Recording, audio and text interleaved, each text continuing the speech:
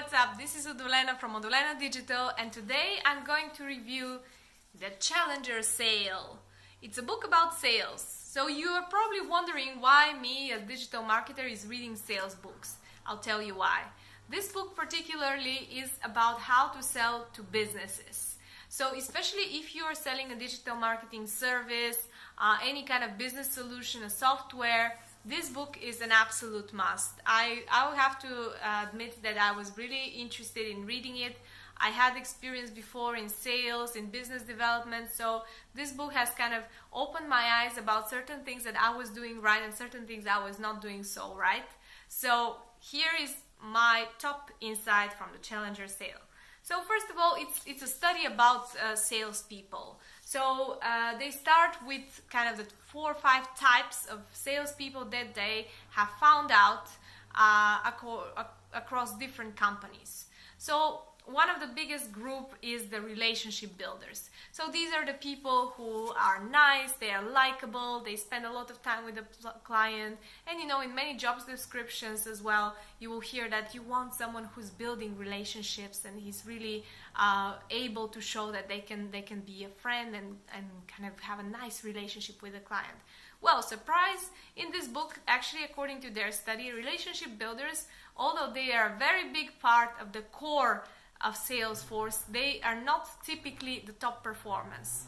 The top performers, almost 40% of them are the challengers, or what they call the challenger. A challenger is someone who is selling in a unique way, and they are basically dissecting this technique, which they believe is absolutely teachable. It's not something that you're born with.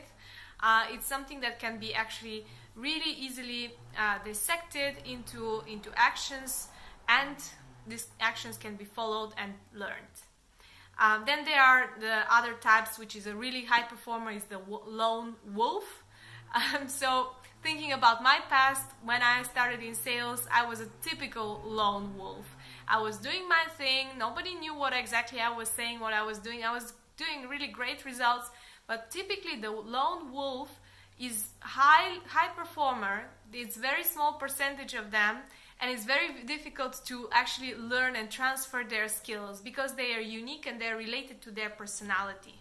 So I've seen such salespeople who, if you actually try to repeat what they're saying, you will not be able to make a single sale. But it's just something which is part of their personality. It's very difficult to be learned. They're typically very difficult to work in a team. And right now in business environment, especially with complex sales, it's usually a deal is taken by a team. So the lone wolf is not a good solution to have.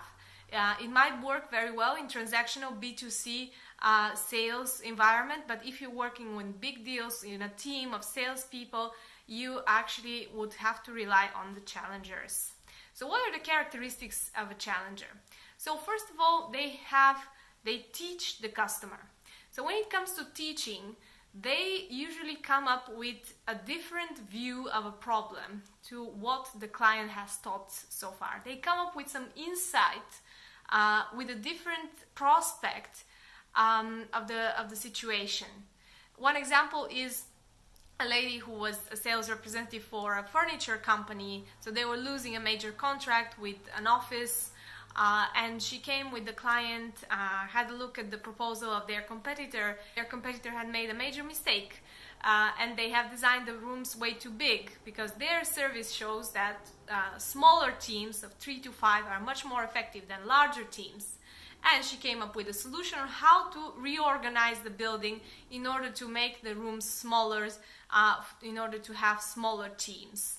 So this is an example of how the challenger comes with new information, and the reaction they are looking at from the customer is not, oh wow, this is exactly what I thought about.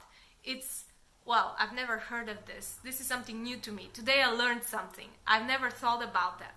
This is the reaction where you kind of provoke their thinking, you challenge them in the way they thought about the problem, and you come up with a solution. So not only just teaching them something which is leading to your solution, why your solution is going to work better than anything else.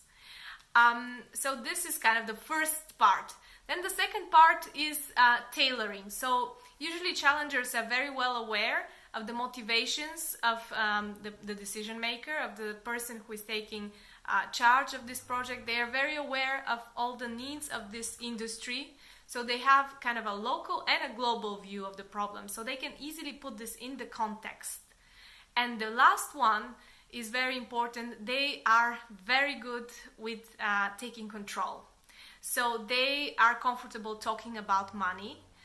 They are comfortable on pressurizing the client. So a lot of the salespeople would disagree here, like, why would you pressurize? This is not good, especially relationship builders.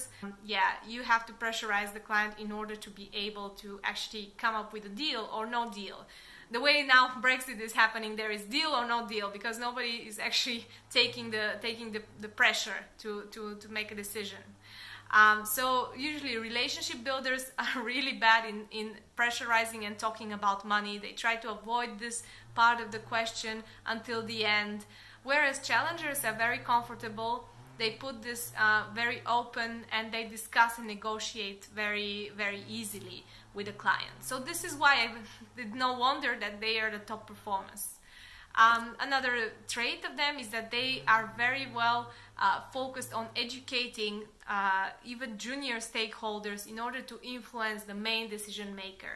Whereas traditionally, sales representatives would try to focus on getting as much information as possible from the junior stakeholders of the company, and then present these solutions to the decision maker, trying to pitch them, trying to sell them.